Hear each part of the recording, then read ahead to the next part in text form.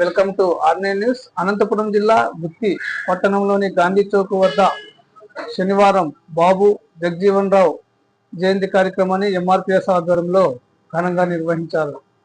ముందుగా బాబు జగజీవన్ రావు చిత్రపటానికి పూలమాల వేసి నివాళులర్పించారు. ఈ సందర్భంగా ఎంఆర్పిఎస్ జిల్లా అధ్యక్షులు అంజన్ ప్రసాద్ మాట్లాడుతూ అట్టడుగు వర్గాల అభివృద్ధి కోసం తన జీవితాన్ని త్యాగం చేసిన మహనీయుడు బాబు జగజీవన్ రామ్ అని వారు కొనియాడారు. దేశ ఉప ప్రధానిగా దేశానికి ఆయన చేసిన సేవలు చిరస్మరణీయమన్నారు.